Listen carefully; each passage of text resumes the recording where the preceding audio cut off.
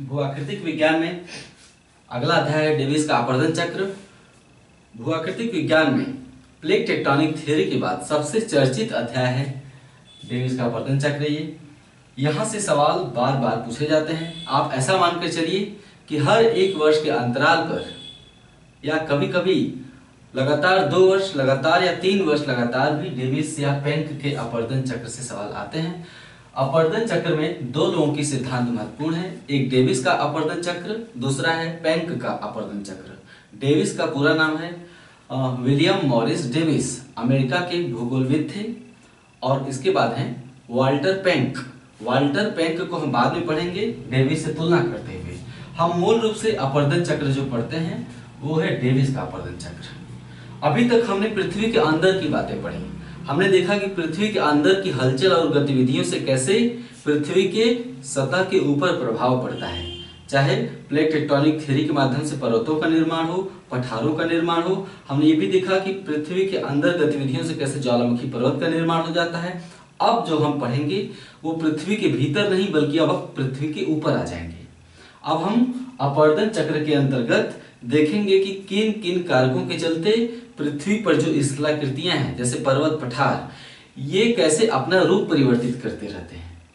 कोई भी पर्वत यथावत स्थिर नहीं है। जैसे अरावली कभी हिमालय की तरह विशाल हुआ करती थी, आज अरावली क्या है, एक अवशिष्ट पर्वत उसे माना जाता है। भारत में अरावली एक अवशिष्ट पर्वत का उदाहरण है। यानी कि जिस तरह से इंसान का क्षय होता रहता है, जीव जंतु वनस्पति का क्षय होता रहता है, उसी तरह से स्थलाकृतियों का भी क्षय होता है। जीव जंतु वनस्पति का जो क्षय होता है वो आंतरिक कारणों से होता है। हमारी कोशिकाओं में क्षय होने से हो जाता है। यानी हम जब वृद्ध हो जाते हैं तो हमारी कोशिकाएं क्षय हो जाती हैं, तो हम वृद्ध हो जाते हैं। लेकिन पर्वतों यानी स्थलाकृतियों, पृथ्वी पर मुख्य स्थलाकृति कौन सी है, पर्वत है ना। पर्वत क्षय होता है तो पठार बन गया या फिर धीरे धीरे मैदान बन जाता है, तो उसे हम क्या कहते हैं, समतल मैदान। यानी अरावली धीरे धीरे कभी हिमालय की तरह विशाल थी, आज एक अवशिष्ट पर्वत है और धीरे धीरे अरावली एक समतल मैदान में तब्दील हो जाएगी। यह है स्थलाकृतियों के विकास का क्रम। तो स्थलाकृतियों का विकास एक ऐतिहासिक क्रम में होता है, सीरियल वाइज होता है ना, जिसके दौरान स्थलाकृतियों को कई चरणों से होकर गुजरना पड़ता है। स्थलाकृतियों के विकास की कई अवस्थाएं होती हैं। उन अवस्थाओं से होकर किसी भी स्थलाकृति को धीरे धीरे गुजरना पड़ता है। सवाल यह है कि स्थलाकृतियों को इन अवस्थाओं से क्यों गुजरना पड़ता है, क्योंकि स्थलाकृतियों का क्षय होता रहता है। कभी उत्थान होता है, बाद में अपवर्तन के चलते उनका क्षय हो जाता है और वे समाप्त हो जाते हैं। स्थलाकृतियों का क्षय कौन करते हैं, अपवर्तन के कारक। अपवर्तन के कारक कौन कौन से हैं, नदी जल द्वारा अपवर्तन होता रहता है ना। और इसके अलावा बहती हुई हवाओं द्वारा अपवर्तन होता रहता है। जैसे अफ्रीका के शुष्क क्षेत्रों में, सहारा क्षेत्र में, अब अफ्रीका के सहारा क्षेत्र में नदियां तो है नहीं, तो अफ्रीका के सहारा क्षेत्र में अपवर्तन कैसे होगा, हवाओं द्वारा होता है। वहां पे हवाओं का कार्य काफी महत्वपूर्ण हो जाता है। लेकिन जहां पे आर्द्र क्षेत्र है, जहां ह्यूमिडिटी ज्यादा है, बरसात ज्यादा होती है, वहां पर अपवर्तन में नदियों की भूमिका महत्वपूर्ण हो जाती है। जैसे हिमालय क्षेत्र में अपवर्तन किसके चलते होता है, हवाओं के चलते नहीं, हिमालय क्षेत्र में अपवर्तन का काम नदियों द्वारा हो रहा है। एक तो बरसात, ऊपर से ग्लेशियरों से जल का पिघलना। ग्लेशियर पिघलते हैं तो जल का निर्माण होता है। कई ग्लेशियर जब पिघलते हैं तो कई धाराएं निकलती हैं। कई धाराओं के निकलने से एक नदी बन जाती है, और जब नदी गुजरती है तो पर्वतों को काट कर सिंधु गार्ज का निर्माण कर देती है, सिपकीला गार्ज का निर्माण कर देती है, दिहंग गार्ज का निर्माण कर देती है। धीरे धीरे ये गार्ज खड़े ढाल वाले होते हैं। नदी जैसे जैसे गहरा करती चली जाती है, घाटी गहरी होती चली जाती है। लेकिन जब नदी अपनी घाटी को पूरी तरह से गहरी कर लेती है तब नदी का 2 काम होता है। पहला लंबवत अपवर्तन, जब नदी लंबवत अपवर्तन द्वारा अपनी घाटी को पूरी तरह से गहरा कर देती है पर्वत को काट कर, तब नदी अपने आसपास के क्षेत्रों को चौड़ा करना शुरू कर देती है। इसे हम कहते हैं पार्श्व अपवर्तन। यानी पहले लंबवत अपवर्तन होता है, फिर बाद में पार्श्व अपवर्तन होता है। पार्श्व अपवर्तन के माध्यम से नदी अपने ढाल को काटने लगती है। ढाल को काटती है तो ऊपर के हिस्से भी टूट टूट कर गिरने लगते हैं, जिससे स्थलखंड की ऊंचाई धीरे धीरे छोटी होती चली जाती है। यानी नदियां पहले अपनी घाटी को गहरा करती हैं, बाद में चौड़ा करना प्रारंभ कर देती हैं। तो जो जल विभाजक का शिखर है जल विभाजक मतलब पर्वत, हर पर्वत अपने आप में जल विभाजक है। क्यों? क्योंकि अब जैसे अरावली ले लिया, अरावली के पश्चिम का जल कहाँ जाता है? अरब सागर में चला जाता है। सिंधु नदी तंत्र के माध्यम से अरब सागर में चला जाता है, और अरावली के पूरब का जल गंगा नदी तंत्र के माध्यम से बंगाल की खाड़ी में चला जाता है। समझ रहे हैं ना? तो प्रत्येक पर्वत एक जल विभाजक का काम करता है, यानी वो जल को विभाजित कर देता है। पश्चिम का जल कहीं और पूरब का जल कहीं और, बीच में क्या है? अरावली पर्वत है ना। तो पर्वतों को हम जल विभाजक भी कहते हैं। ठीक है, तो नदियां पहले घाटी को गहरा करती हैं। घाटी को गहरा करने की क्रिया को क्या कहते हैं? घाटी गर्तन। क्या? घाटी गर्तन। गर्तन यानी घाटी को गहरा करना। उसके बाद नदियां जब घाटी गर्तन द्वारा अपनी घाटी को गहरा कर लेती है पूरी तरह से, फिर चौड़ा होना प्रारंभ करती हैं, यानी पार्श्व अपर्दन। पार्श्व मतलब अगल बगल, अगल बगल का जब अपर्दन करती है तो उसे पार्श्व अपर्दन कहते हैं। फिर एक सवाल हो रहा कि नदी कब तक अपनी घाटी को गहरा करती है? नदी तब तक अपनी घाटी को गहरा करती है जब तक अपने आधार तल को प्राप्त न कर ले। नदी का आधार तल कहाँ होता है? समुद्र तल के बराबर। यानी कोई भी नदी अपनी घाटी को तब तक गहरा करेगी जब तक वो समुद्र तल को प्राप्त करके, यानी समुद्र के लेवल को प्राप्त करके क्रमबद्ध न हो जाए। क्रमबद्ध मतलब अब वो गहरा करना बंद कर देती है, समुद्र तल के बराबर हो गई, अब गहरा नहीं करेगी बल्कि उसी ऊंचाई पर बहती रहेगी। अब ठीक है, तो अपर्दन का एक चक्र होता है। ठीक है, भूखंड का पहले उत्थान होता है, जब उत्थान हो जाता है तो अपर्दन के कारक सक्रिय हो जाते हैं। नदी निकल पड़ती है और पर्वत को गहरा करने लगती है। पहले गहरा करती, फिर चौड़ा करती, चौड़ा करते करते समतल मैदान का निर्माण कर देती है और पर्वत को पूरी तरह से काट डालती है। क्योंकि एक नदी नहीं निकलती है, हजारों नदियां उस पर्वत से निकलती हैं। उदाहरण के लिए हिमालय से हजारों नदियां निकलती हैं, और इस तरह से हिमालय भी एक दिन नदियों द्वारा पूरी तरह से काटकर समतल बना दिया जाएगा। ये काम क्रमिक रूप से कई अवस्थाओं से होकर गुजरता है, यानी किसी भी अपर्दन चक्र की कई अवस्थाएं होती हैं। पहली अवस्था, दूसरी अवस्था, तीसरी अवस्था, युवावस्था, प्रौढ़ावस्था, वृद्धावस्था। डेविस के अनुसार किसी भी स्थलाकृति का निर्माण और विकास ऐतिहासिक क्रम में होता है, जिसके दौरान स्थलाकृति को कई अवस्थाओं से होकर गुजरना पड़ता है। यानी विलियम मॉरिस डेविस का जो अपर्दन चक्र है वो अवस्था पर आधारित है, यानी हर इस अवस्था में अलग तरह की स्थलाकृति पाई जाएगी। विलियम मॉरिस डेविस का स्थलाकृतिक चक्र या अपर्दन चक्र, उसे स्थलाकृतिक चक्र इन्होंने नाम दिया है अपने अपर्दन चक्र को। तो डेविस का अपर्दन स्थलाकृतिक चक्र अवस्था पर आधारित है और प्रत्येक अवस्था में अलग अलग स्थलाकृतियों का विकास होता है। ठीक है, आप समझ रहे हैं मैं क्या कह रहा हूं? आप पढ़ रहे हैं अपर्दन चक्र, है ना। अपर्दन के चलते स्थलाकृतियों का स्वरूप बदलता रहता है ना। जब एक चक्र पूरा हो जाता है तो उसे हम कहते हैं एक अपर्दन चक्र। एक अपर्दन चक्र कई अवस्थाओं से होकर गुजरता है। युवावस्था, प्रौढ़ावस्था, वृद्धावस्था में ऊंचाई बिल्कुल कम हो जाती है, समतल मैदान का निर्माण हो जाता है। और युवावस्था में देखिए सर्वाधिक उच्चावच होता है। ये एक ज्यामितीय चित्र है, वास्तविक रूप में इसमें पहाड़ों को नहीं दिखाया गया है, ये एक ज्यामितीय चित्र है। इस ज्यामितीय चित्र में दो बातों पर बल दिया गया है। एक पहली बात, सागर तल से सापेक्ष ऊंचाई, निरपेक्ष। सागर तल से जो ऊंचाई है उसे हम कहते हैं निरपेक्ष, यानी बिना किसी से तुलना किए। जब बिना किसी से तुलना किए हम कुछ चीज दिखाते हैं तो हम कहते हैं निरपेक्ष। तो सागर तल से निरपेक्ष ऊंचाई ये दिखा रहा है, ठीक है। और ये क्या है? सापेक्षिक ऊंचाई। सापेक्षिक ऊंचाई मतलब पर्वत का ढाल धीरे धीरे घटने लगता है, ढाल यानी उसकी ऊंचाई धीरे धीरे कम हो रही है, उस ऊंचाई को हम कहते हैं सापेक्षिक ऊंचाई। यानी सापेक्षिक ऊंचाई नीली रेखा से लेकर काली रेखा तक है, और निरपेक्ष ऊंचाई कहां से है? ब्लैक टू ब्लैक, इस ब्लैक लाइन से लेकर इस ब्लैक लाइन तक निरपेक्ष ऊंचाई को दिखाया गया है। और ये जो ढाल दिखाए गए हैं ये सापेक्षिक ऊंचाई को दिखा रहे हैं, ठीक है। अच्छा, अगर हम कहें कि निरपेक्ष ऊंचाई घटा दीजिए तो सापेक्षिक ऊंचाई घटेगी। अगर निरपेक्ष ऊंचाई यहां तक है, निरपेक्ष ऊंचाई अभी कहां तक दिखाई दे रहा है? सागर तल से यहां तक निरपेक्ष ऊंचाई। अब अगर हम निरपेक्ष ऊंचाई को घटा रहे हैं, यहां ला रहे हैं, तो निरपेक्ष ऊंचाई के घटाने से सापेक्षिक ऊंचाई में कमी आई। यहां पे सापेक्षिक ऊंचाई कितनी है? देखिए हम समझ लीजिए पहले ज्यामितीय चित्र को पहले हम समझ रहे हैं। अभी ज्यामितीय चित्र में दो बातें दिखाई गई हैं, निरपेक्ष ऊंचाई और सापेक्ष। हम कह रहे हैं कि जब हम निरपेक्ष ऊंचाई को घटाते हैं तो स्वाभाविक रूप से सापेक्षिक ऊंचाई भी घटने लगती है। ये देखिए यहाँ पर सापेक्षिक ऊंचाई इतनी है, निरपेक्ष ऊंचाई जो कि कम हो गई, यहाँ से यहाँ तक थी पहले, अब यहाँ से यहाँ तक है। तो निरपेक्ष ऊंचाई घटने से सापेक्षिक ऊंचाई भी कम होती चली जाती है ना। इतना तो आप समझ ही रहे हैं कि जब निरपेक्ष ऊंचाई घटेगी तो सापेक्षिक ऊंचाई भी घटती चली जाएगी। अब आइए हम पढ़ते हैं।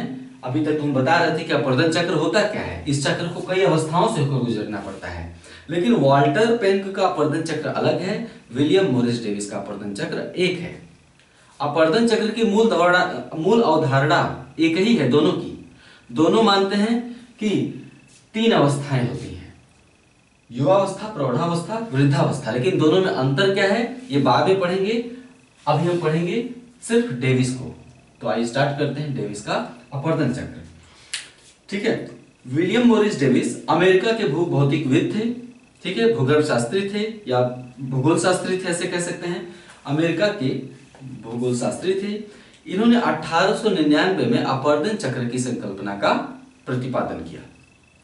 इसके तहत उन्होंने बताया कि अपवर्तन चक्र समय की वह अवधि है। चक्र क्या है? एक अवधि है समय की। अपवर्तन चक्र समय की वह अवधि है जिसके अंतर्गत कोई उत्थित भूखंड, उत्थित मतलब उठा हुआ, अपवर्तन चक्र समय की वह अवधि है जिसके अंतर्गत कोई उत्थित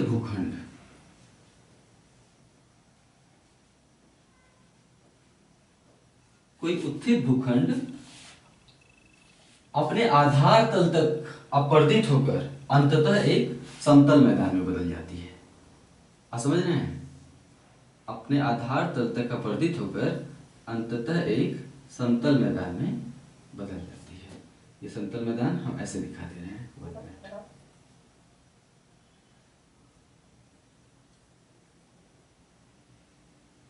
टुकड़ा ले लिए हैं, जैसे ट्रे का एक टुकड़ा ले लीजिए। ये क्या है?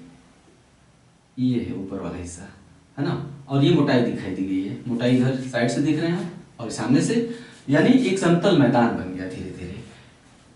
अपवर्तन चक्र समय की वह अवधि, परिभाषा क्या है? अपवर्तन चक्र समय की वह अवधि जिसके अंतर्गत कोई उत्थित भूखंड अपने आधार तल तक अपवर्तित होकर धीरे धीरे एक समतल मैदान में परिवर्तित हो जाता है। इस समतल मैदान को डेविस ने संप्राय मैदान नाम दिया है। क्या नाम दिया है? संप्राय मैदान। लास्ट में लिखवा दूंगा पूरा नोट्स क्रमशः बोल के, अभी आप समझते रहिए। संप्राय मैदान नाम दिया है। संप्राय मैदान तो हिंदी का नाम है, इंग्लिश में इसे क्या कहते हैं? पेनी प्लेन।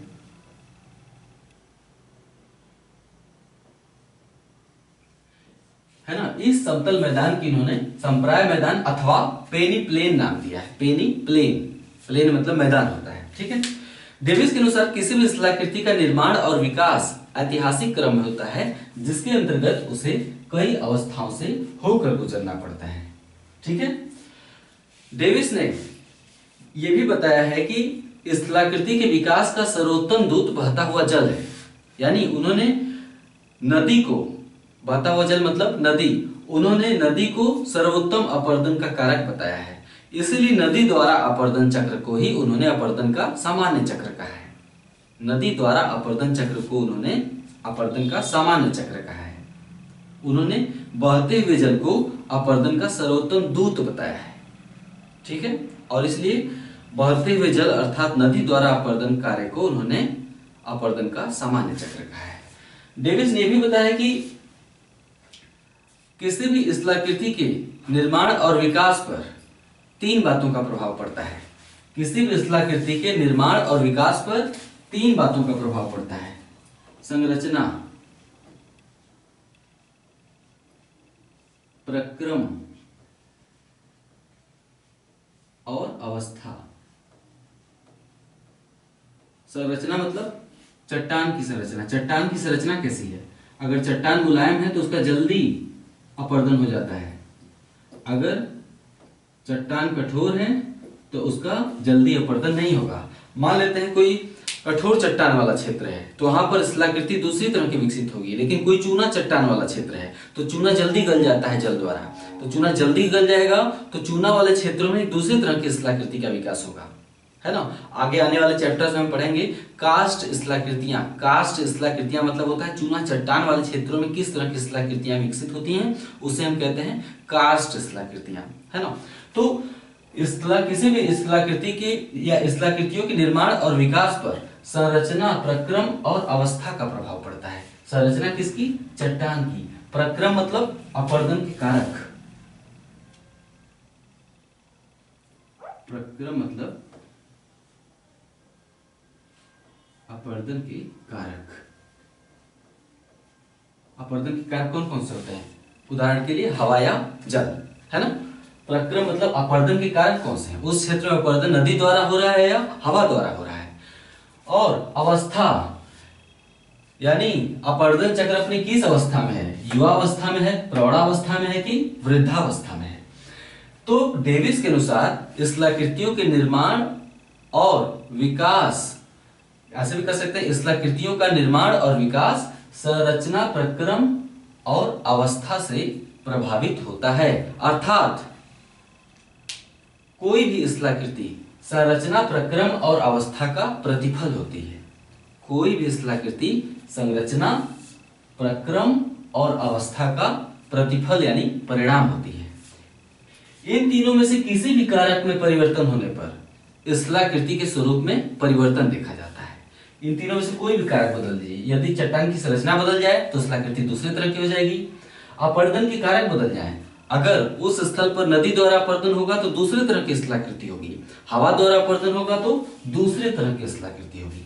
अगर अवस्था बदल जाए, युवावस्था ना होकर अगर प्रौढ़ावस्था है तो दूसरे तरह की शिलाकृति होगी, है ना। तो शिलाकृतियों का विकास या कोई भी शिलाकृति संरचना, प्रक्रम और अवस्था का प्रतिफल होती है। लेकिन डेविस ने अवस्था को शिलाकृतियों के विकास में आधारभूत कारक बताया है। इन तीनों में सबसे ज्यादा महत्व उन्होंने अवस्था को दिया है। डेविस ने बताया है कि अवस्था ही शिलाकृति के विकास को निर्धारित करती है। अवस्था मतलब युवावस्था यानी अपरदन की अवधि। डेविस के अनुसार अवस्था अर्थात अपरदन की अवधि किस अवधि में है, किस अवधि में है, या इस कौन सी अवधि में है। तो डेविस ने बताया है कि शिलाकृतियों के विकास को सबसे ज्यादा प्रभाव अवस्था का पड़ता है, यानी अवस्था अर्थात अपरदन की अवधि ही स्थल रूप की विशेषता को निर्धारित करती है। ठीक है, इतना आप जान जाने के बाद अब हम आई अपरदन चक्र, उनका जो है डेविस का कुछ मान्यताओं पर आधारित है। उनकी मान्यताएं क्या है ना। पहले से कुछ बातें उन्होंने मान लिया है, उनकी मान्यताएं कौन कौन सी है उसको देखते हैं। आप उसके बाद पैरा चेंज करके आप ऐसे लिख सकते हैं रफ मटेरियल में अपने कि डेविस के अनुसार या डेविस का अपरदन चक्र कुछ मान्यताओं पर आधारित है। पहला मान्यता कौन सा है, पॉइंट पॉइंट करके लिखिए, है ना। कोई भी स्थल रूप अंतर्जात और बहिर्जात कारकों का फल होता है, परिणाम होता है। अंतर्जात कारक मतलब पृथ्वी के अंदर की गतिविधियां, जो पृथ्वी के अंदर की गतिविधियां जैसे प्लेटों का मूवमेंट, है ना, या भूसनदियों का बनना, है ना, संकुचन के परिणाम स्वरूप पर्वतों का उठना, उसे हम अंतर्जात कारक कहते हैं। ज्वालामुखी क्रिया द्वारा पर्वतों का निर्माण हो जाना, तो उसे हम क्या कहेंगे, पृथ्वी के अंदर जो भी गतिविधियां उसे हम अंतर्जात कारक कहते हैं। कोई भी शिलाकृति अंतर्जात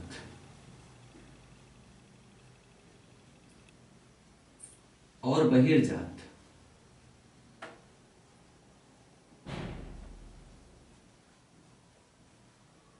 कारकों का परिणाम होती है, या अंतर्जात और बहिर्जात कारकों का सम्मिलित परिणाम होती है ना, कोई भी शिलाकृति। बहिर्जात कारक कौन कौन से हो गए, नदी द्वारा अपरदन चक्र, हवा द्वारा अपरदन चक्र, सबके द्वारा अपरदन का काम होता रहता है। इसलिए कोई भी शिलाकृति केवल इसके चलते नहीं बनती है बल्कि बहिर्जात कारक भी शिलाकृति के निर्माण में अपनी भूमिका निभाते रहते हैं। दूसरा मान्यता क्या है, अपरदन चक्र या अपरदन प्रारंभ होने के लिए उत्थान होना आवश्यक है।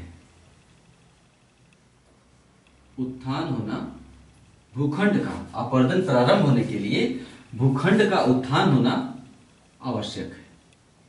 अगर भूखंड का उत्थान ही नहीं होगा तो अपरदन किस चीज का होगा, क्योंकि अपर्दन कब तक होता है? आधार तल के संदर्भ में। अगर कोई भूखंड अपने आधार तल पे हो तो उसका अपर्दन नहीं होगा। अपर्दन कब होगा? जब आधार तल से उसका ऊपर की ओर उत्थान होगा। तो अपर्दन प्रारंभ होने के लिए भूखंड का उत्थान होना आवश्यक है। बहुत सरल है, ढंग से समझ लेंगे तो ऐसा ही समझ में आएगा जैसा कक्षा 5-6 में चीजों को आसानी से पढ़ के समझ लेते, तो कुछ कठिन नहीं है। तो अपर्दन प्रारंभ होने के लिए भूखंड का उत्थान होना आवश्यक है। तीसरी मान्यता क्या है? उत्थान की दर अल्पकालिक होती है।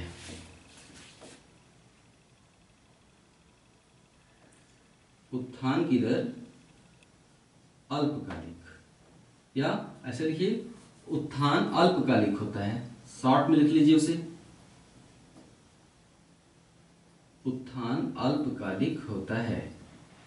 यानी भूखंड का उत्थान अगर हम पूरे चक्र को देखें तो इसमें ये अवस्था जो दिखाई गई है, यहां से लेकर यहां तक की अवस्था, ये उत्थान की अवस्था है। देखिए इस अवस्था में भूखंड का यहां तक उत्थान हो रहा है, ये मैक्सिमम ऊंचाई है ना। तो उत्थान अल्पकालिक होता है, यानी उत्थान को केवल इतनी ही अवधि दी है। बाकी अपर्दन को उन्होंने कहां से कहां तक अवधि दी है? यहां से लेकर यहां तक। तो उत्थान अल्पकालिक होता है, और जब तक उत्थान चलता रहता है अपर्दन प्रारंभ नहीं होता है। डेविस की ये बात काफी महत्वपूर्ण, कि उन्होंने कहा है कि उत्थान अल्पकालिक होता है और जब तक उत्थान चलता रहता है अपर्दन प्रारंभ नहीं होता है, क्योंकि युवावस्था यहां से प्रारंभ हो रही है। ये लाइन आप देख रहे हैं, इस लाइन से लेकर इस लाइन तक युवावस्था है, यानी अपर्दन की युवावस्था। तो उन्होंने कहा है कि उत्थान अल्पकालिक होता है और जब तक उत्थान चलता रहता है अपर्दन प्रारंभ नहीं होता है। जैसे ही उत्थान समाप्त होता है अपर्दन चक्र प्रारंभ हो जाता है और 3 अवस्थाओं से होकर गुजरता है। ठीक है, ओके। नेक्स्ट, अपर्दन का कार्य आधार तल के संदर्भ में होता है।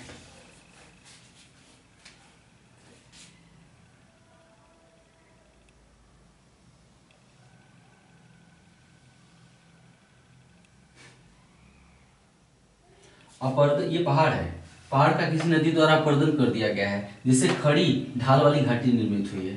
खड़ी ढाल, इधर भी खड़ी ढाल, इधर भी खड़ी ढाल है, और नदी कहां बह रही है? ये नदी की चौड़ाई यहाँ पर है, ये नदी की चौड़ाई है ना। तो नदी अपनी पूरी चौड़ाई में घाटी को गहरा करती रहती है। तो अपर्दन का जो कार्य है आधार तल के संदर्भ में होता है, यानी समुद्र तल के बराबर होता है। नदियां तब तक लंबवत अपर्दन द्वारा अपनी घाटी को गहरा करती हैं जब तक वो अपने आधार तल को प्राप्त करके क्रमबद्ध ना हो जाएं। ठीक है, आधार तल को प्राप्त करने के बाद नदियां पार्श्व अपर्दन द्वारा अपनी घाटी को चौड़ा करना प्रारंभ कर देती हैं। ठीक है, पार्श्व अपर्दन द्वारा अपनी घाटी को चौड़ा करना प्रारंभ करती हैं लंबवत अपर्दन के बाद। ठीक है, पैरा चेंज करके आप इसमें ऐसे समझ सकते हैं कि विलियम मोरिस डेविस ने उत्थान की अवधि को चक्रीय अवधि में शामिल नहीं किया है। इन तीनों अवस्थाओं को हम चक्रीय अवधि कहते हैं, यानी अपर्दन चक्र की 3 अवधियां है ना, तो उन्होंने उत्थान की अवधि को चक्रीय अवधि में शामिल नहीं किया है। उत्थान समाप्त हो जाने के बाद अपर्दन चक्र प्रारंभ होता है और 3 अवस्थाओं से होकर गुजरता है। युवावस्था, अब लिखेंगे युवावस्था, प्रौढ़ावस्था और वृद्धावस्था। सबसे पहले हेडिंग डालेंगे आप युवावस्था। युवावस्था में क्या होता है? युवावस्था की मुख्य विशेषता लंबवत अपर्दन है।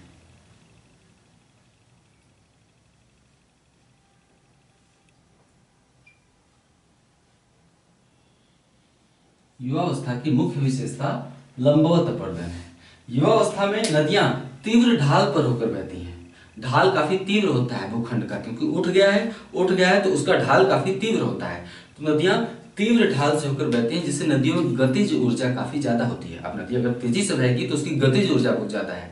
गतिज ऊर्जा अधिक होने के चलते नदी की जो परिवहन क्षमता बहुत ज्यादा होती है। परिवहन मतलब किसी चीज को बहाने की क्षमता। नदी की परिवहन क्षमता अधिक होती है, गतिज ऊर्जा अधिक, ढाल तेज, गतिज ऊर्जा अधिक, परिवहन क्षमता अधिक, परिणाम स्वरूप बड़े बड़े शिलाखंडों को नदियां बहाकर ले चलती हैं। तो बड़े बड़े शिलाखंडों के माध्यम से नदियां अपनी घाटी को तेजी से गहरा करती हैं, क्योंकि रगड़ केवल जल से नहीं पैदा होता है। नदियां जिन बड़े बड़े शिलाखंडों को बहाती हैं वो चट्टान का तेजी से अपर्दन करती हैं। तो नदियां बड़े बड़े शिलाखंडों को प्रवाहित करते हुए अपनी घाटी को लंबवत अपरदन द्वारा गहरा करती हैं। इस क्रिया को घाटी गर्तन कहते हैं। घाटी गर्तन, इस क्रिया को क्या कहेंगे? घाटी गर्तन। ठीक है।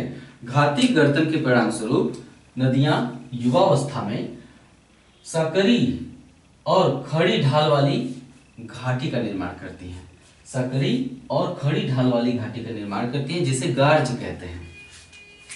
जिसे गार्ज कहते हैं। गार्ज या आई आकार की घाटी, गार्ज या आई आकार की घाटी, है ना, जिसे गार्ज या आई आकार की घाटी कहते हैं। युवावस्था के अंत में गार्ज या आई आकार की घाटी का परिवर्तन वी आकार की घाटी में हो जाता है।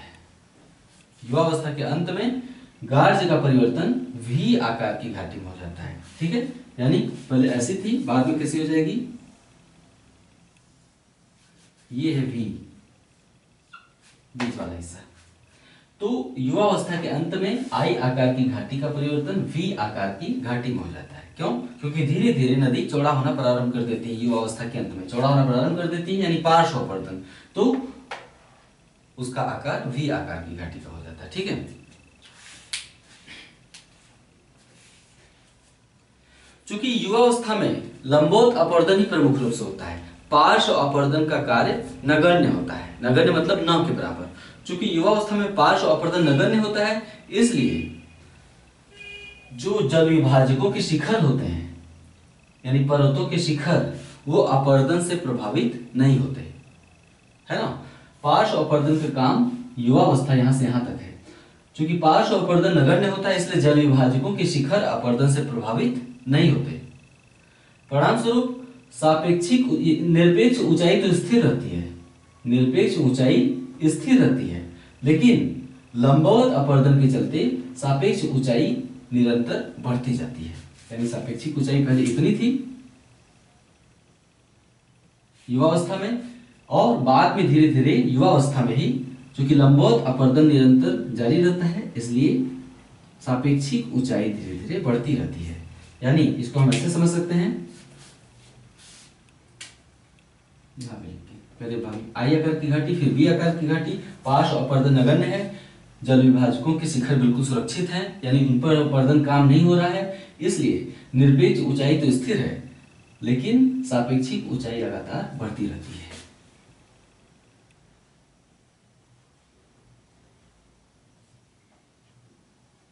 निरपेक्ष ऊंचाई स्थिर। ठीक है। अभी हम प्रौढ़ावस्था के नीचे का स्थान हम जरूर इस्तेमाल में ला रहे हैं, लेकिन हम बात करेंगे युवावस्था की। निरपेक्ष ऊंचाई स्थिर, लेकिन लंबवत अपरदन के चलते, लंबवत अपरदन के कारण सापेक्षिक ऊंचाई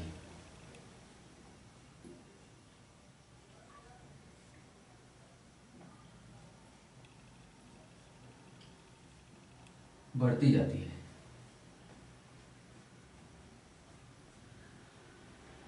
ठीक है, इतनी बातें आपने पढ़ी।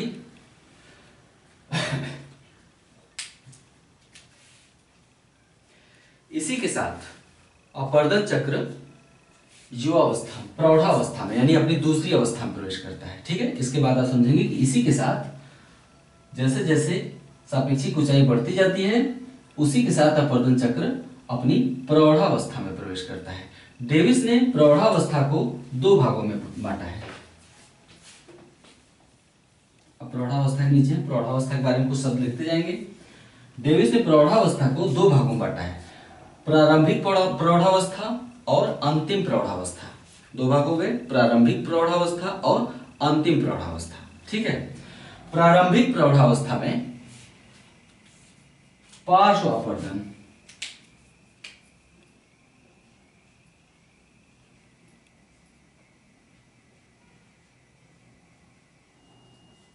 प्रारंभिक प्रौढ़ावस्था में पार्श्व अपरदन मुख्य रूप से होने लगता है। लंबवत अपरदन की क्रिया बहुत ही मंद हो जाती है। प्रारंभिक प्रौढ़ावस्था में लंबवत अपरदन की क्रिया बहुत ही मंद हो जाती है और पार्श्व अपरदन मुख्य रूप से होने लगता है। इसके परिणाम स्वरूप नदी घाटी की चौड़ाई बढ़ने लगती है और वी आकार की घाटी खुली वी आकार की घाटी में परिवर्तित हो जाती है। वी आकार की घाटी खुली वी आकार की घाटी में परिवर्तित हो जाती है। ठीक है। नदियों द्वारा लगातार पार्श्व अपरदन के चलते, नदियों द्वारा लगातार पार्श्व अपरदन के चलते जल विभाजकों का शिखर प्रभावित होने लगता है।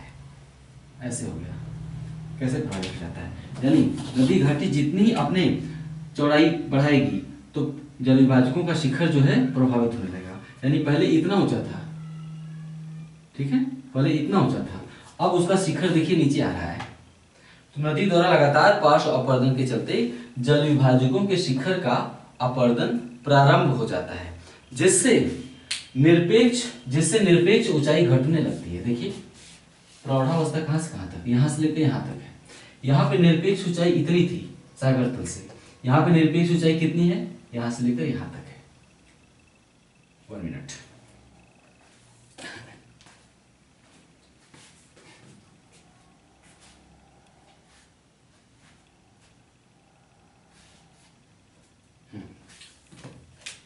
फिर से हम रिपीट कर रहे हैं। प्रारंभिक प्रौढ़ावस्था में लंबवत अपरदन का कार्य अत्यंत मंद हो जाता है। पार्श्व अपरदन मुख्य रूप से स्थान लेने लगता है। पार्श्व अपरदन के चलते नदी घाटी की चौड़ाई बढ़ने लगती है और वी आकार की घाटी खुली वी आकार की घाटी में परिवर्तित हो जाती है। लगातार पार्श्व अपरदन के कारण जल विभाजकों के शिखर अपरदित होने लगते हैं, जिससे निरपेक्ष ऊंचाई घटने लगती है। निरपेक्ष ऊंचाई में गिरावट के चलते सापेक्षिक ऊंचाई भी कम होने लगती है। ठीक है। इसी के साथ अपरदन चक्र अंतिम प्रौढ़ावस्था में प्रवेश करता है, क्योंकि डेविस ने प्रौढ़ावस्था को 2 भागों में बांटा है, प्रारंभिक प्रौढ़ावस्था और अंतिम प्रौढ़ावस्था। तो जैसे ही निरपेक्ष ऊंचाई में कमी आती है तो उसके चलते सापेक्षिक ऊंचाई भी घटने लगती है और अपरदन चक्र अपनी अंतिम प्रौढ़ावस्था में प्रवेश कर जाता है। अंतिम प्रौढ़ावस्था में आते आते ढाल अत्यंत मंद हो जाता है।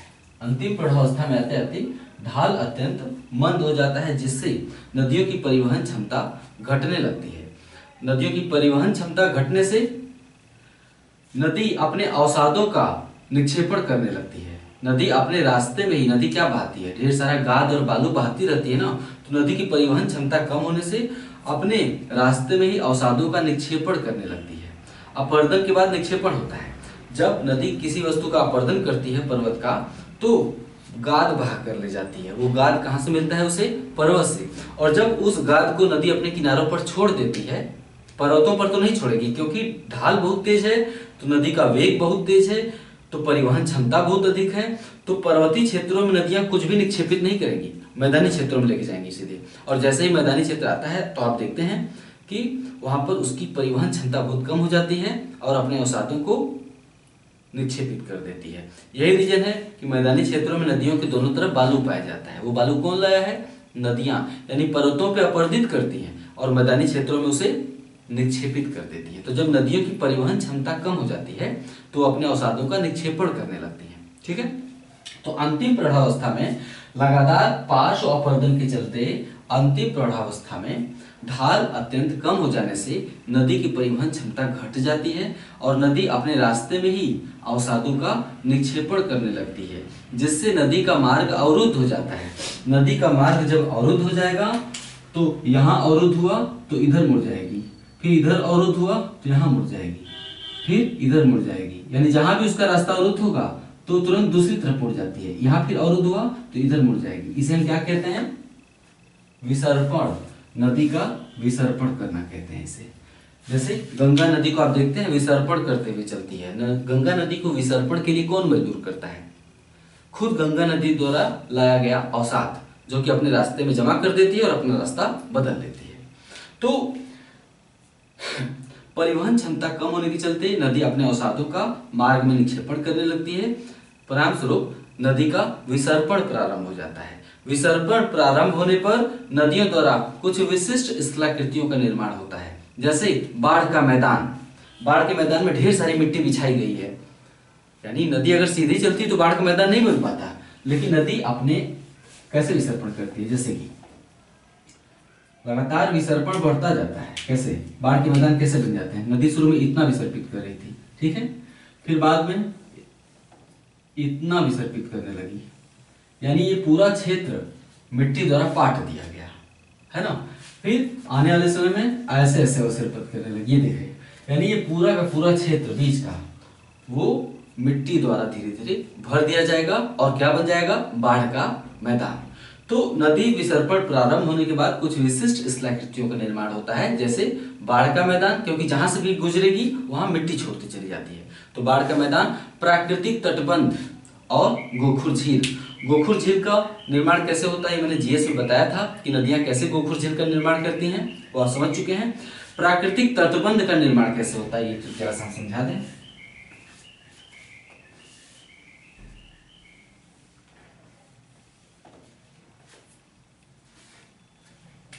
हम नदी की चौड़ाई दिखाएंगे, उसका बहना नहीं दिखाएंगे।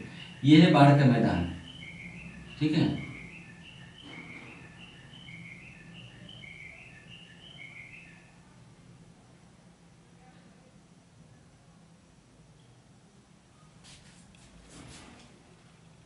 प्राकृतिक तटबंध, अब नदी ने चारों तरफ बाढ़ का मैदान निर्मित किया है, जिसमें क्या जमी हुई है, मिट्टी जमी हुई है। ये बाढ़ का मैदान, और नदी कहां बह रही है, नदी यहां बह रही है।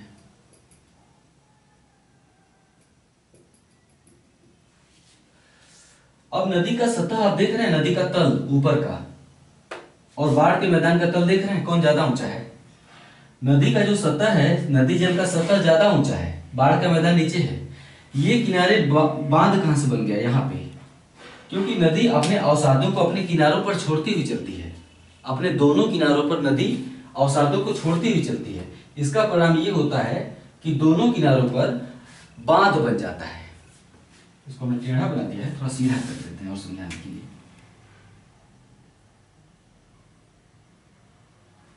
ठीक है,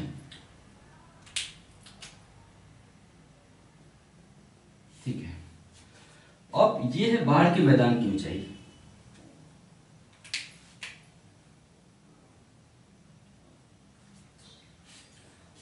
ये बांध दोनों तरफ कहां से बचा, प्राकृतिक तटबंध कहते हैं इसे, क्या कहेंगे, प्राकृतिक तटबंध, यानी तटों को बांध दिया है, इधर से भी और इधर से भी। यानी जल का सतह देखिए बांध की बाढ़ के मैदान से भी ऊंचा उठ गया है, तो नदियां दोनों तरफ जो अवसादों का निक्षेपण करती हुई चलती हैं, उसके परिणाम स्वरूप धीरे धीरे प्राकृतिक तटबंध का निर्माण हो जाता है। यानी प्राकृतिक तटबंध बाढ़ के मैदान में ही पाए जाते हैं। अगर कभी किसी कारण से ये तटबंध टूट गया तो क्या हो जाएगा,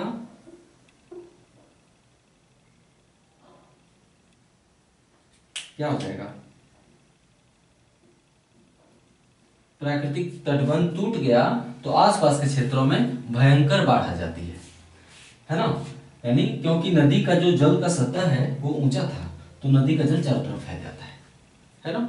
तो नदियों के विसर्पण के परिणाम स्वरूप प्राकृतिक तटबंध, बाढ़ के मैदान और गोखुर झील जैसी स्थलाकृतियों का निर्माण होता है। ठीक है, प्रौढ़ावस्था के अंत में, ठीक है, प्रौढ़ावस्था के अंत में, एक मिनट,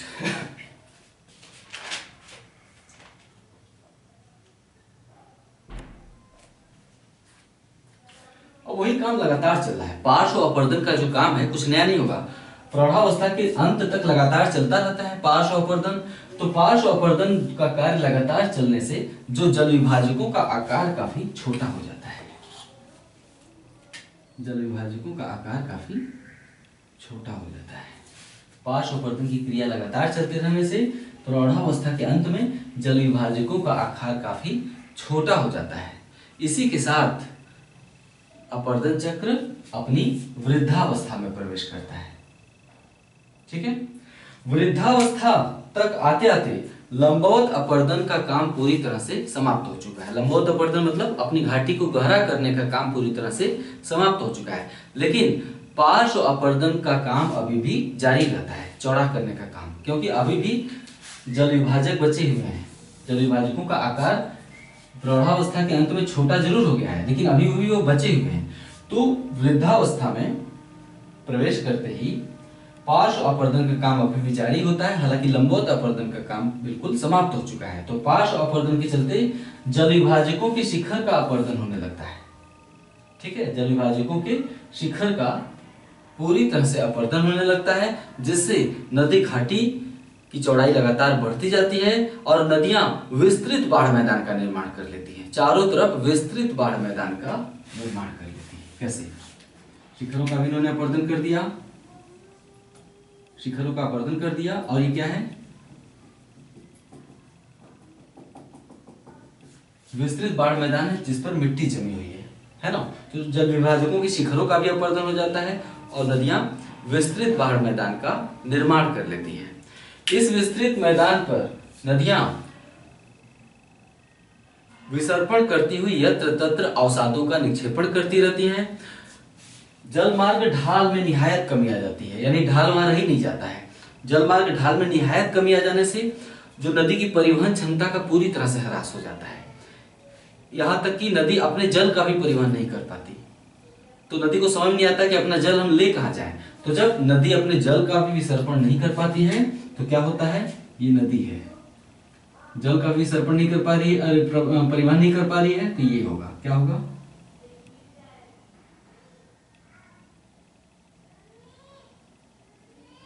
नदी की मुख्य धारा कई धाराओं में बंट जाएगी, इसे हम कहते हैं वितरिका।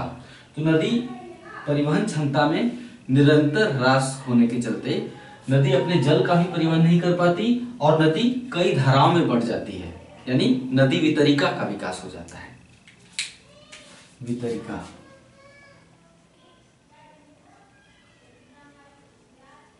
और नदी वितरिकाओं का विकास हो जाता है। ठीक है, अंततः नदी अपने आधार तल को प्राप्त कर लेती है और एक आकृति विहीन समतल मैदान का निर्माण होता है। अंत में एक वृद्धावस्था के अंत में एक आकृति विहीन समतल मैदान का निर्माण होता है, जिसे डेविस ने संप्राय मैदान या पेनी प्लेन कहा है। इसके बाद डेविस ने बताया है कि इस संप्राय मैदान अर्थात प्लेनी प्लेन में यत्र तत्र कठोर चट्टानों के टीले पाए जाते हैं।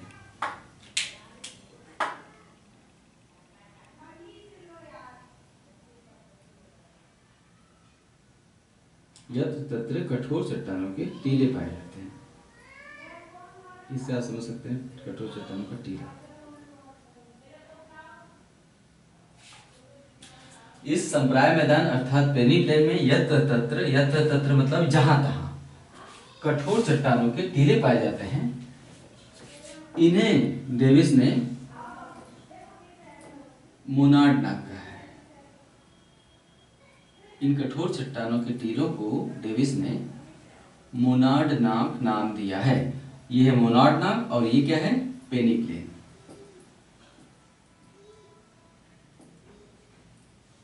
ठीक है, ये हो गया डेविस का अपरदन चक्र।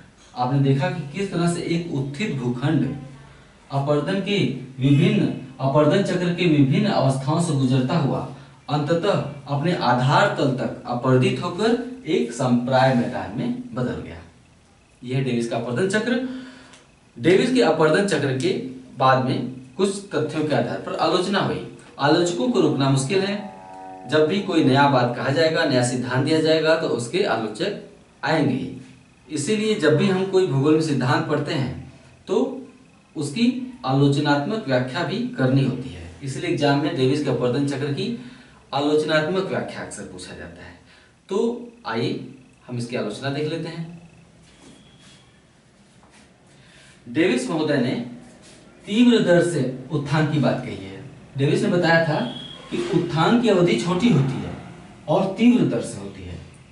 डेविस महोदय ने तीव्र दर से अल्पकालिक उत्थान की बात कही है, जिसके अंतर्गत उन्होंने बताया है कि उत्थान की अवधि छोटी होती है और तीव्र दर से होती है। ठीक है, जबकि प्लेट टेक्टोनिक थियरी से हमें पता चलता है कि उत्थान सतत रूप से चलता रहता है, उत्थान का काम समाप्त नहीं होता है। प्लेट टेक्टोनिक थियरी बताती है कि उत्थान का काम सतत रूप से चलता रहता है और यह बहुत ही मंद गति से होता है। उत्थान तीव्र गति से नहीं होता है। क्या होता है? मंद गति से होता रहता है।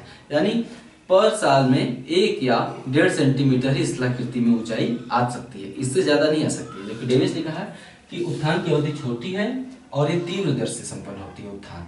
जबकि प्लेट टेक्टोनिक थ्योरी कहता है कि उत्थान सतत रूप से चलता रहता है और उत्थान की दर बहुत ही मंद होती है। दूसरी आलोचना इनकी क्या है?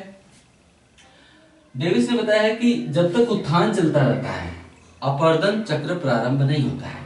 डेविस का मानना है कि उत्थान और अपरदन साथ साथ नहीं हो सकते। उत्थान जब समाप्त होता है तभी अपरदन प्रारंभ होता है। लेकिन डेविस का यह मत भ्रामक है, क्योंकि अपरदन उत्थान की समाप्ति की प्रतीक्षा नहीं कर सकता है। क्योंकि हवा का बहना, जल का बहना, जल का प्रवाहित होना, हवा का बहना निरंतर जारी रहता है। तो ऐसे में अपरदन उत्थान की समाप्ति की प्रतीक्षा नहीं करेगा।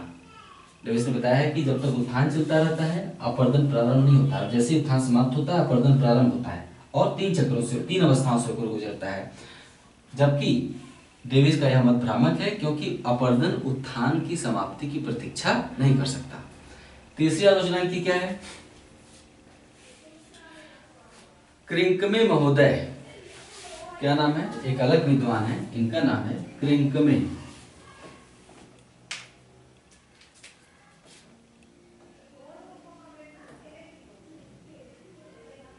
क्रिंकमे महोदय ने बताया है कि डेविस के अपरदन चक्र का अगर अध्ययन करें तो उनकी जो अंतिम स्थलाकृति है यानी संप्राय मैदान, वो अपरदन का परिणाम है। यानी लगातार अपरदन काम चलता रहता है और अंत में संप्राय मैदान का निर्माण हो जाता है। नदी लगातार पर्वतों को काटती रहती है और अंत में संप्राय मैदान का निर्माण कर देती है। तो क्रिंकमे महोदय ने बताया है कि यदि डेविस के अपरदन चक्र का अवलोकन करें तो संप्राय मैदान एक अपरदनात्मक स्थलाकृति है, जबकि क्रिंकमे ने बताया कि अंतिम स्थलाकृति के निर्माण में अपरदनात्मक और निक्षेपणात्मक दोनों क्रियाओं का योगदान होता है। निक्षेपणात्मक मतलब नदी जब कुछ काट के लाती है तो बाढ़ के मैदान में यत्र तत्र अवसादों का निक्षेपण भी तो करती रहती है। तो अंतिम स्थलाकृति के अपरदनात्मक क्रिया का परिणाम नहीं है, बल्कि अपरदनात्मक और निक्षेपणात्मक दोनों क्रियाओं का परिणाम है यह अंतिम स्थलाकृति। ये क्रिंकमे महोदय ने बताया है। इसके बाद एक है अगले, एलसी किंग ने भी आलोचना की है। एलसी किंग,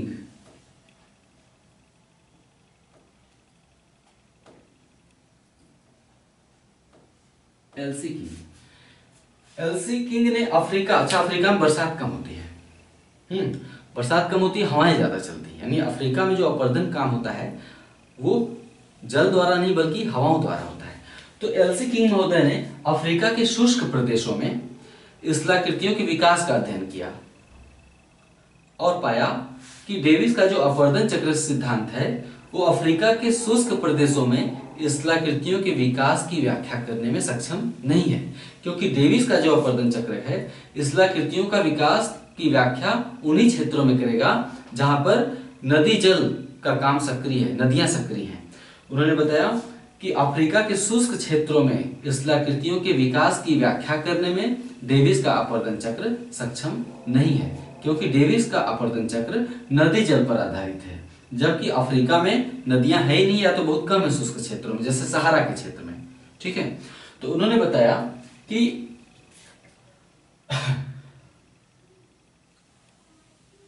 उन्होंने इन दोनों पेनी प्लेन, इसे उन्होंने मोनार्ड और पेनी प्लेन को अलग अलग नाम दिया है, क्योंकि अफ्रीका के शुष्क क्षेत्रों में हवाओं का अपरदन काम मुख्य रूप से प्रमुख हो जाता है। तो हवाओं द्वारा जिस अंतिम स्थलाकृति का विकास होता है उसे उन्होंने पेडी प्लेन नाम दिया है। क्या नाम दिया है? एलसी किंग महोदय के अनुसार अंतिम स्थलाकृति पेनी प्लेन नहीं है बल्कि पेडी प्लेन है। और उन्होंने पेडी प्लेन में यत्र तत्र पाए जाने वाले कठोर चट्टानों के टीलों को मोनार्ड नहीं बल्कि इंसेलबर्ग कहा है। इंसेलबर्ग, इसे मोनार्ड नहीं बल्कि उन्होंने इंसेलबर्ग कहा है। क्यों कहा है?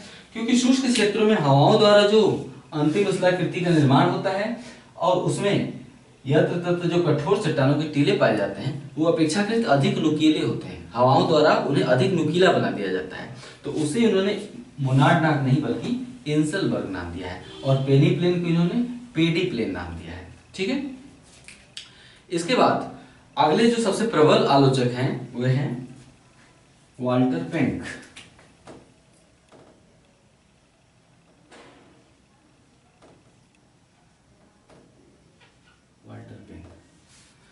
वाल्टर पेंक ने हालांकि डेविस के अपवर्तन चक्र की मूल अवधारणा को स्वीकार किया है, अपवर्तन चक्र की मूल अवधारणा को उन्होंने स्वीकार किया है, लेकिन वाल्टर पेंक ने 4 बिंदुओं पर डेविस महोदय से असहमति जताई है। ये 4 बिंदु कौन कौन से हैं? ये बस यही 4 बिंदु अगर आप समझ जाएंगे, समझाएंगे बाद में जब हम वाल्टर पेंक पढ़ाएंगे, लेकिन फिलहाल यहाँ आलोचना लिख देंगे कि हालांकि वाल्टर पेंक महोदय ने डेविस के अपवर्तन चक्र की मूल अवधारणा को स्वीकार किया है, लेकिन उन्होंने 4 बिंदुओं पर डेविस से असहमति जताई है।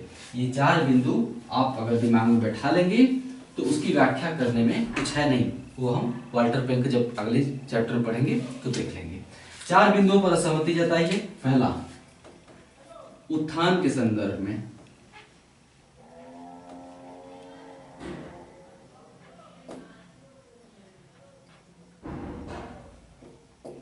दो, चक्रीय प्रक्रिया के संदर्भ में। चक्रीय प्रक्रिया, उन्होंने भी 3 चक्र की ही बात की है, सॉरी चक्र में 3 अवस्थाओं की बात की, युवावस्था, प्रौढ़ावस्था, वृद्धावस्था, लेकिन उन्होंने इनके नाम भी बदल दिए हैं और उसमें अपवर्तन का तरीका भी उन्होंने कुछ दूसरी तरह से बताया है। जब हम वाल्टर पेंक पढ़ेंगे तो उसमें बताएंगे।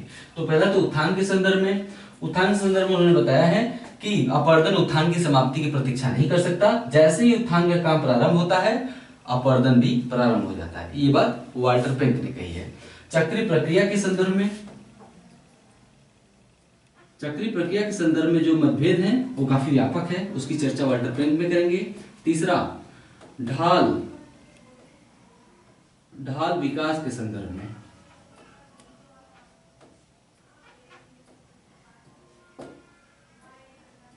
ढाल विकास के संदर्भ में क्या कहा है यही समझ लेते हैं थोड़ा सा। डेविस ने बताया है कि ढाल का क्रमिक रूप से ह्रास होता है, यानी ढाल पहले यहां तक था, फिर अब ढाल का देखिए ह्रास हो रहा है, आप देखेंगे तो ढाल का धीरे धीरे ह्रास हो रहा है, यानी ढाल में कमी आ रही है। देखिए पहले ढाल अधिक तीव्र था, शुरू में ढाल अधिक तीव्र था, बाद में ढाल में कमी आने लगती है। ये देखिए ढाल में, तो डेविस महोदय ने ढाल में क्रमिक ह्रास की बात कही है, जबकि वाल्टर पेंक ने बताया कि ढाल का ह्रास नहीं होता है, ढाल की तीव्रता उतनी ही बनी रहती है, बल्कि ढाल का प्रतिस्थापन हो जाता है। जैसे शुरू में अगर ये है ढाल, तो बाद में शुरू में बताया कि ढाल ये है, तो बाद में ढाल ऐसे ऐसे होता चला जाता है, यानी पीछे हटता है। उन्होंने बताया कि ढाल में ह्रास नहीं होता है, बल्कि ह्रास जो ढाल है पीछे हटता चला जाता है। किधर किधर हट रहा है? नदी के अपवर्तन द्वारा वाल्टर पेंक ने बताया, डेविस ने क्या बताया था कि ढाल का ह्रास होता है, देखिए धीरे धीरे ढाल में कमी आ गई है। वाल्टर पेंक ने बताया था कि ढाल में ह्रास नहीं है, देखिए ढाल की तीव्रता यहाँ भी तेज है, यहाँ भी तेज है, यहाँ भी ढाल की तीव्रता उतनी ही तेज है। तो वाल्टर पेंक ने बताया था कि ढाल का ह्रास नहीं होता है, बल्कि पीछे की ओर विस्थापन होता है ढाल का, और ढाल की तीव्रता पहले जैसे ही बनी रहती है। तो जब हम वाल्टर पेंक पढ़ेंगे तो इन सब चीजों को हम विस्तृत व्याख्या करके बताएंगे। अभी तो हम ये बता रहे हैं कि वाल्टर पेंक ने यद्यपि आलोचना के संदर्भ में बता रहे हैं कि वाल्टर पेंक ने यद्यपि डेविस महोदय की अपवर्तन चक्र की मूल अवधारणा को स्वीकार किया, लेकिन उन्होंने 4 बिंदुओं पर डेविस से असहमति जताई। उत्थान के संदर्भ में, चक्रीय प्रक्रिया के संदर्भ में, ढाल विकास के संदर्भ में, और चौथा अंतिम स्थलाकृति के संदर्भ में। ठीक है, इतना अगर आपने लिख लिया है तो अच्छी बात है, लेकिन मेरे साथ नोट्स बना लीजिए संक्षेप में। नोट्स जब हम लिखते हैं तो इसमें हम परिचय देते हुए लिखते हैं, जरूरी नहीं कि उस परिचय को आप एग्जाम हॉल में लिखिए। एग्जाम हॉल में आप अपनी कुशलता का परिचय देंगे। जितने 250 शब्द में पूछा जाएगा तो 250 शब्द में आपको अपना उत्तर खत्म करना होगा। बहुत ज्यादा लिखने के चक्कर में पड़ेंगे तो उसे टीचर खुश नहीं हो जाएगा, बल्कि उदास हो जाएगा कि इस लड़के ने समय का उपयोग ढंग से नहीं किया, बहुत ज्यादा फालतू में लिख डाला। तो मैं नोट जो लिखाऊंगा निश्चित रूप से आपके उत्तर से थोड़ा बड़ा तो होगा ही, क्योंकि कुछ भी पूछा जा सकता है, इसलिए नोट्स लिखिए। अमेरिकी भूगोलविद, पहले हेडिंग डालेंगे डेविस का अपवर्तन चक्र। ठीक है, अमेरिकी भूगोलविद विलियम मॉरिस डेविस ने अपवर्तन चक्र की संकल्पना का प्रतिपादन 1899 में अपनी कृति जियोग्राफिकल एसे में किया था। जियोग्राफिकल एसे मतलब भौगोलिक निबंध में किया था। ठीक है। डेविस ने बताया कि अपवर्तन चक्र समय की वह अवधि है जिसके अंतर्गत कोई उत्थित भूखंड अपने आधार तल तक अपवर्तित होकर एक आकृति विहीन संप्राय मैदान या आकृति विहीन समतल मैदान में बदल जाता है, जिसे डेविस ने संप्राय मैदान या पेनी प्लेन नाम दिया है। डेविस ने यह भी बताया कि अपवर्तन चक्र का सर्वोत्तम दूत बहता हुआ जल है। अपवर्तन चक्र का सर्वोत्तम दूत मतलब कारक, सर्वोत्तम कारक बहता हुआ जल है। इसलिए उन्होंने नदी द्वारा अपवर्तन चक्र को अपवर्तन का सामान्य चक्र बताया है। नेक्स्ट,